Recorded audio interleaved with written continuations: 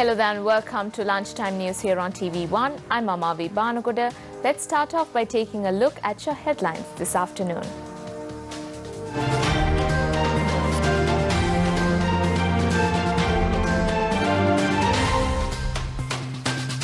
Governor of North Central Province highlights importance of forming an alliance.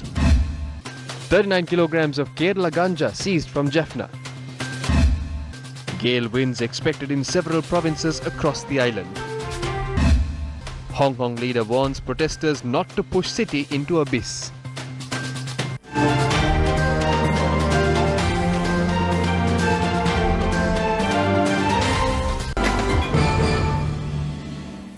Taking a look at your lead story this afternoon, presidential candidate of the Sri Lanka Podujana Peramuna, Gotabaya Rajapaksa paid homage to the Jayasree Mahabodhi in Anuradhapura today.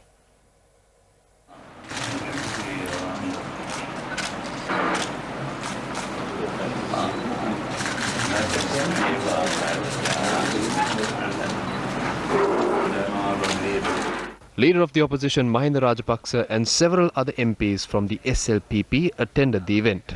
Gotabaya Rajapaksa called on Atamasthanaadhipati Venerable Dr. Pallegama Sirinivasa Thero and engaged in other religious activities.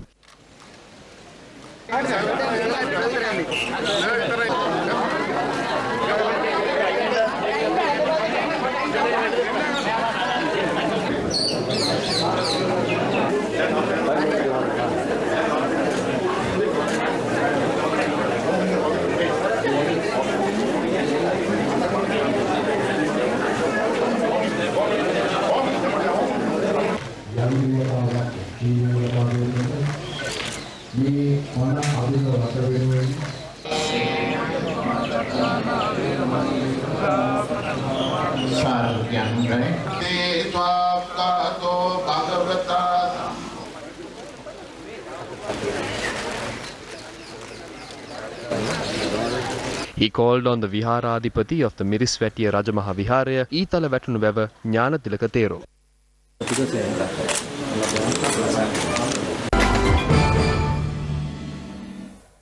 Taking a look at one of your stories making headlines this afternoon, a ceremony to lay the foundation stone for the new Seema Malakya in the Sri Salavana temple in Polgola, Kandy was held yesterday under the auspices of Speaker Karja Surya. The event was attended by Mahanayaka of the Askiri chapter of the Siam sect, Most Venerable Varakagoda Sri Jnana Ratana Thera, Mahanayaka of the Amrapura Maha Sangha Sabha, Most Venerable Kotugoda Dhammavansa Thera, and Mahanayaka of the Ramanya sect, Most Venerable Napane Premasiri Thera. Journalists questioned the North Central Province Governor Sarath Ekanayaka about the current political state following the event. Sri Lanka Nidahas Paksha Podujana Peramuna අතර යම්කිසි සාකච්ඡාවක් තිබෙන ජනාධිපතිතුමන් සම්බන්ධයෙන් Sri Lanka Nidahas Pakshaya විදිහට As the SLFP, we have always formed an alliance with the Progressive Front to grasp the power over the state. My opinion is that there is not a single party in this country that can claim 50% of the votes by operating on their own. When that happens, the main thing to do is to form an alliance with another suitable group. As the SLFP, we can name SLPP as the most suitable group. Now, discussions on an alliance are being held as a result of our attempts. Those discussions are being carried out well. During the fundamental level discussions, both the parties agreed on one policy, but the presidential candidate was not discussed at any time. Whoever the presidential candidate is, it was discussed to lead him to victory through the alliance formed between the two parties. Obtaining the membership of the SLPP as the SLFP was not discussed at any time. No advice was received in this regard. කතා කරලා නැහැ. එහෙම උපදේශයක් ලැබිලත් නැහැ.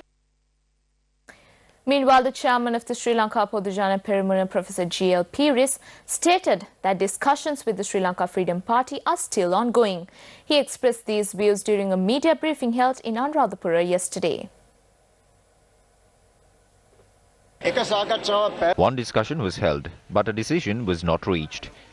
It was a very cordial discussion and there was no animosity. Both President Maithripala Sirisena and Mahinda Rajapaksa agreed that if the need arises in the future, they would meet and discuss. Look how enthusiastic and hopeful the people are. We believe that we can go beyond 50% and go for 60 to 65%.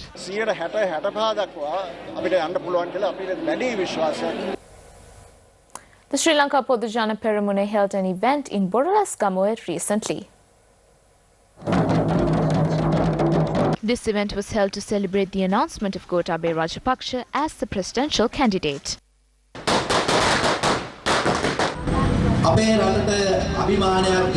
This leader, who is representing the SLPP, has brought glory to this nation. He is the leader to whom we entrust the future of our children. This is the time for us to rejoice and celebrate. Gotabaya Rajapaksa is the leader who is going to ensure that the people of this country live freely and that their rights will be protected.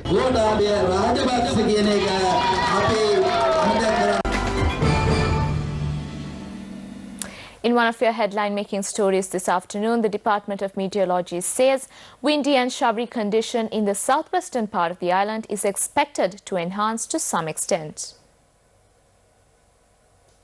The department also warns of a possible increase of wind speed up to 70 km per hour in the southern province, up to 50 km to 60 km per hour in the western, Sabaragamuwa, central and northwestern provinces, and up to 40 to 50 km per hour in the north central province and in the Trincomalee district.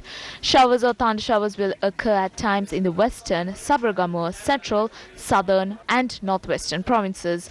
Heavy falls above 100 mm are likely at some places, particularly in the Sabaragamuwa and central provinces. Light showers may occur in Mana and Anuradhapura districts. In another one of your headline-making stories this afternoon, Sri Lanka Navy, in coordination with the police, arrested a 27-year-old man with Kerala cannabis during a raid carried out in the Pandathiripu area in Jaffna today. Accordingly, authorities recovered 39.32 kilograms of Kerala cannabis, which was hidden in a house in Ilevale. Further investigations on the amount of Kerala cannabis and the person are conducted by the Ilevale police. Further, the Northern Naval Command arrested 3 people with 83.9 kilograms of Kerala cannabis in the Kirumale area. In your headline-making international story this afternoon, Hong Kong leader Carrie Lam has warned anti-government protesters not to push the city into an abyss in a press conference today. She warned that Hong Kong had, and I quote, reached a dangerous situation and that violence would push it down a path of no return, unquote. Meanwhile, Hong Kong police have admitted to deploying officers disguised as anti-government protesters during the mass unrest that rocked the city on Sunday. A spokesman said some officers disguised themselves as different characters, adding that the decoy operation had targeted extreme violent rioters. It comes after videos surfaced showing suspected undercover officers making arrests during Sunday's clashes. The protesters have called for an inquiry into the actions of the police. Hong Kong's mass demonstrations and unrest show no sign of abating more than 2 months after they were sparked by a controversial extradition bill that has since been suspended. Yesterday, protesters occupied Hong Kong's international airport, forcing the cancellation of flights. Authorities say operations are now resuming at the airport, but some airlines have further cancelled hundreds of flights today. Eid prayers were held yesterday in Kashmir amid mounting tension after India scrapped the divided Himalayan region's special rights. While Indian security forces kept disputed Kashmir's biggest city of Srinagar largely locked down to prevent any major protest against a decision that scrapped the Himalayan region's special rights, Pakistan dedicated its prayers to the people of Kashmir. Frustration is growing in Muslim-majority Kashmir, which is also claimed by Pakistan, over India's move last week to curtail autonomy for the state of Jammu and Kashmir, including a bar on non-residents buying property. Pakistani Foreign Minister Shah Mahmood Qureshi, opposition leader Bilawal Bhutto Sardari, and senior leaders of several political parties travelled to Muzaffarabad, capital of Azad Pakistan-administered Kashmir, to offer Eid prayers in a mosque there. Pakistan's Army Chief General Qamar Jawad Bajwa visited the line of control in the Bagh sector to spend Eid with troops on the front lines. Pakistan, including the armed forces, is observing Eid solemnly in solidarity with Kashmiris on the other side of the line of control. Meanwhile, heavy rain and landslides have killed 147 people in the Indian state of Karnataka, Kerala and Maharashtra and forced hundreds and thousands of people to take shelter in relief camps. The flooding has forced hundreds of thousands of people to seek refuge in relief camps, while train services were cancelled in several flood-hit areas. Humans were not the only ones seeking higher ground, as a crocodile could be seen atop a submerged house after it entered a residential area on Sunday in the southern flood-hit Belgaum city. Floodwater receded in some parts of western Kolhapur and southern Belgaum areas, bringing some relief to the residents. While Karnataka, Kerala and Maharashtra have been the worst hit this year, several other states including Gujarat, Assam and Bihar have also seen heavy damage due to floods. Chinese state media stated that China had destroyed over 100,000 illegal guns and explosives in 154 cities across the country yesterday. The illegal weapons destroyed yesterday were either confiscated or handed in to police forces across the country over the last year. In total, 107,000 illegal items including air guns, shotguns and a large amount of explosives including dynamite and detonators were destroyed as part of the ceremony organized across the country by the country's Ministry of Public Security. Yesterday's mass destruction of guns in China comes at a time when the US, China's chief economic rival and opponent in a bitter trade war, has just experienced several mass shootings which have shocked the nations and led to a rise in popular support for more controls on gun ownership. Private gun ownership in China is strictly forbidden, which helps to explain why the country has a very low rate of gun violence. Jofra Archer has told Australia coach Justin Lanka he has, and I quote, another think coming if he believes the tourists can wear down the England pace bowler during the second Ashes test. Archer is set to make his test debut at Lord's, have been part of the England's World Cup winning team. Justin Lanka had said earlier, quote, we have to get him into second, third or fourth spells, unquote.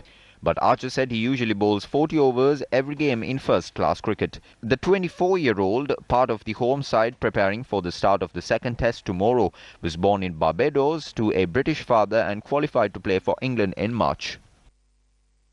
And with that, it's a wrap of Lunchtime News here on TV1. Thank you for joining us. For the Newsfirst team, I'm Amavi Banukoda. Have a good day.